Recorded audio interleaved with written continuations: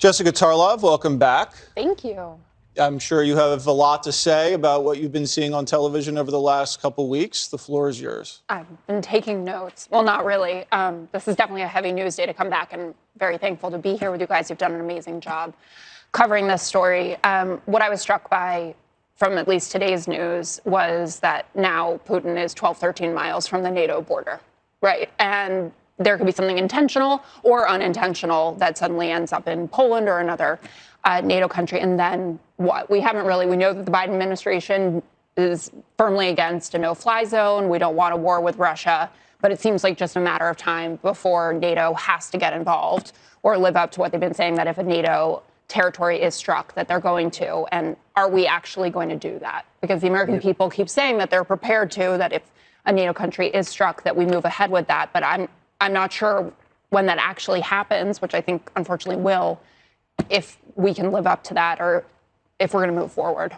What do you think the significance of that strike near the Polish border was, Judge Jeanine, where all of those foreign fighters were gathering? I think it was very significant on several levels. Number one, the fact that they did it. Now, the claim now is apparently the missile came from Russia, okay? And so it's not, they're saying it could be intentional, it could be accidental, as you referenced.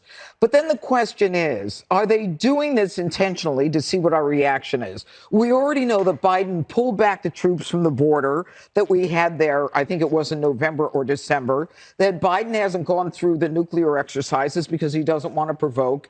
And, you know, Ronald Reagan believed in peace through strength, and Biden believes in peace through just intimidation, just being timid. Timidity, I guess, is the word. And now we've got to figure out, how far do we go? This is getting real. Iran is watching. China's watching. Everybody sees that we keep pulling back. And the test is, if they decide it was intentional, then how far do you react? What is your reaction to something that isn't really that serious? I mean, it's almost as though we're looking for an excuse to not get involved, and we're emboldening Russia. We're conducting a lot of significant NATO exercises in Norway right now. But as Jeanine said, we're inching closer day by day, each strike, to perhaps getting more involved than we already are. Yeah, I think there's a lot of very understandable questions about what would trigger Article 5, right? And you look at the possibility of even cyber warfare. Does that potentially trigger Article 5 if they were to shut down or go after any sort of bases or any of our connections to anything in NATO? But, you know, I think the biggest question here is whether or not we are, as Fareed Zakaria discussed over the weekend, in a post-American era. So are we in a role of leadership? Who's looking to America right now to see what we will do? How much are we going to let Vladimir Putin push us? And that's really the central question, I think, here, because when you step back and look at it, who's looking to President Biden right now to say, what do we stand for? What matters? How much do we want to protect our role in the larger world? So now I'm hearing, and we're going to talk about this later, but that he's thinking about possibly going to Europe in a few weeks. Mm-hmm. And we've laid down what we won't do. We won't put boots on the ground. Said that from day one. We will not start World War III. Said that, day 3 in all of this. So it would be nice to hear, we will not allow Ukraine to fall to Putin. We haven't really made that commitment. No. So right now we're sort of managing a terrible situation from afar without a real clear message, I think, in terms of what we mean. Yeah, Greg, the president hasn't really articulated specifically what Americans' national security interest is in Ukraine and what our current strategy is besides what our red lines are. Are you suggesting that President Biden might not be engaged every day in serious issues? Because I'm afraid there might be a pattern here. There was a certain leader who was very slow on the crime. On the crime sprees, also very slow on vaccines. Do you remember that? And also very slow on the supply chain problem, and then very slow on inflation. It seems to me that Biden is just slow, and that's the problem here. But I have to go back to what you said. I don't know when it was. What do? We either have to steel ourselves against these grim and ghoulish carnage, or we go all in. because I think that whenever we play in this kind of middle ground, we are looking for an excuse not to get in and looking for an excuse to get in at the same time. All it does is create more suffering. I keep going back. Where is the audacious diplomacy that something like this calls for?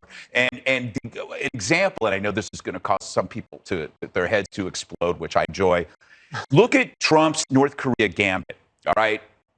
This, interestingly enough, remember the false nuclear strike that we thought that Hawaii was getting bombed. And this is after Obama had told Trump that the biggest pressing problem for the United States and for the world was North Korea, right? So what does he do? Trump deflated an existential threat by removing the psychological threat that was perceived by North Korea, basically saying, we're not interested in blowing you up to smithereens. We'd love for you to communicate and cooperate with us, but that's it. We're not, he removed the psychological threat.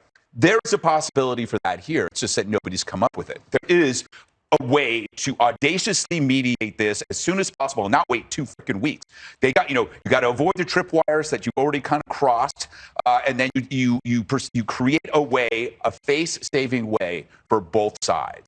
And there's a few people who can do that. It's not Biden. And the Russians aren't even speaking to us. They won't communicate. Well, we know that the UAE and the Saudis aren't taking our phone calls either. So how does, as Greg say, use diplomacy to achieve a quick end to these hostilities if no one's talking to the President of the United States? Well, isn't that the point? I mean, no one is talking to him. And, he's talking about, as Martha said, he's talking about going to Europe in the next few weeks. I mean, what is he going to say? He doesn't project strength. No one is respecting us, and the truth is, if we can't get to the point where he walks in a room and you say the United States is here, then we're weak. They ignore us. You look like you wanted to say something. I did, and now I'm going to. You're a psychic. No, I sensed a lot of eye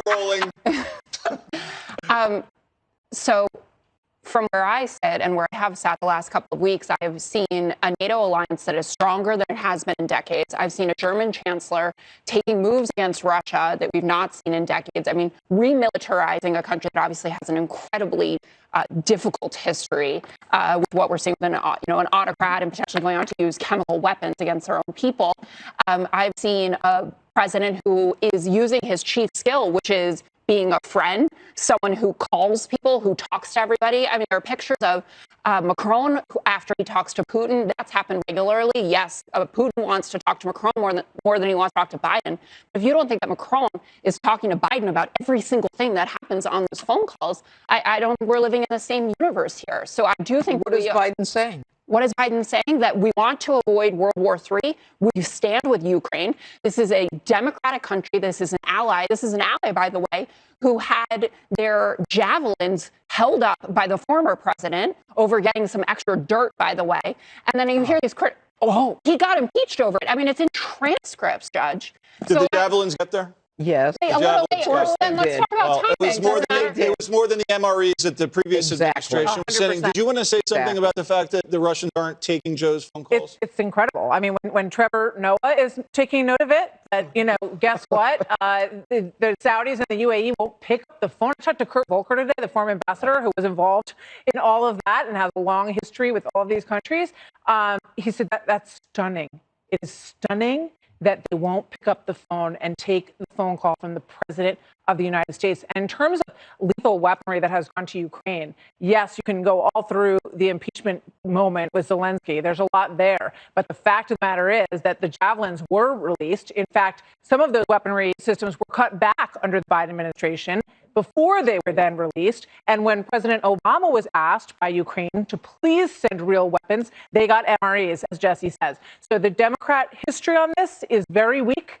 And President Trump sent them much more than anyone else had. That's the bottom line in terms of what they actually got. He also wanted to disband NATO. Well, I mean, we're already that's not true. No, that's false. I want to pair the fair share. He thinks that international organizations He wants to strengthen NATO. He said, I want all of you to pay what you have to pay, which, by the way, Germany is now finally doing. He strengthened NATO, actually. Exactly. And that was a perfect phone call. Hey, Sean Hannity here. Hey, click here to subscribe to Fox News YouTube page and catch our hottest interviews and most compelling analysis.